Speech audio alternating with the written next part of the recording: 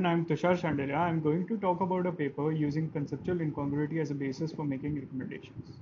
This paper has been accepted at 14th ATCM conference on recommender systems. This paper is co-authored with Dr. Nishit Srivastava.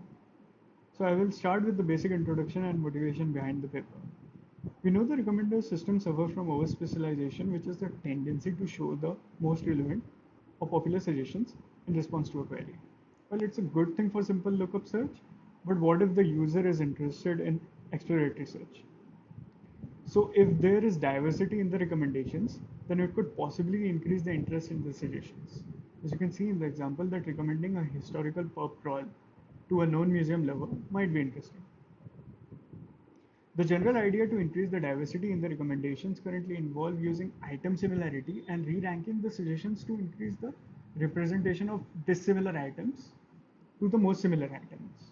We present a new possible source of diversity in the recommendations, which is within item conceptual incongruity.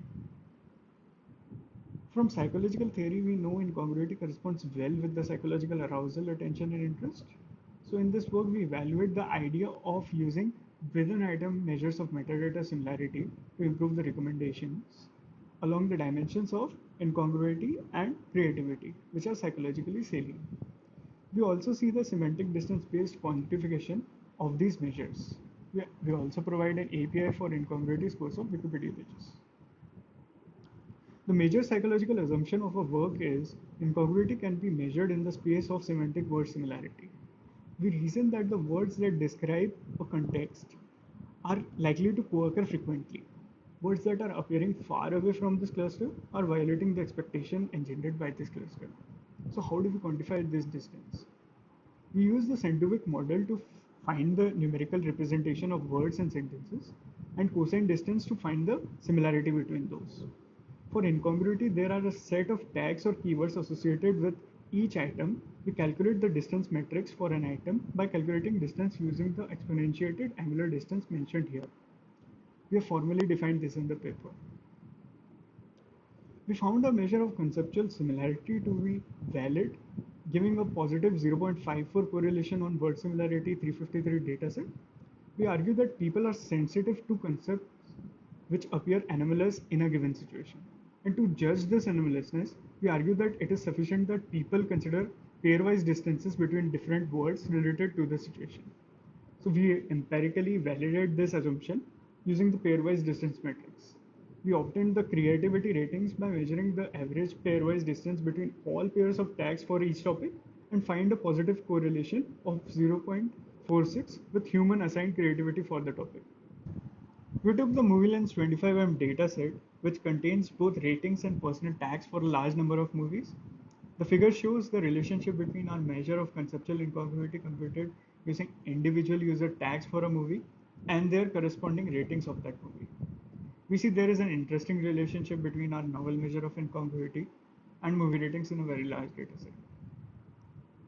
Finally, we conducted an 8 weeks long user study in which we implemented Wikipedia Browsing Assistant, where the website consists of a search bar, the Wikipedia content for the search query, the user search click history bar, the recommendation sidebar, which consists the mixture of relevance-based and incongruous recommendations.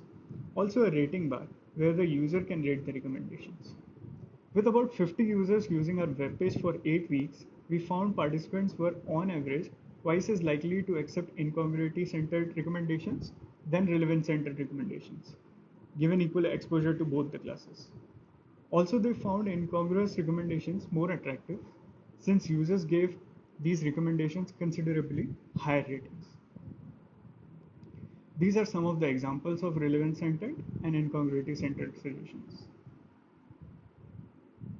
We also provide an unrestricted access to our API.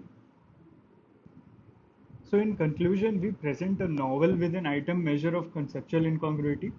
We empirically validated the intermediate measures used in operationalizing conceptual incongruity. Our user study found that recommendations using incongruity as a secondary basis for ranking recommendations quality leads to substantial engagement and satisfaction for users.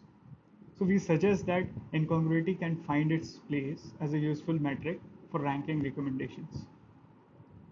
Thank you, and we would like to hear from you.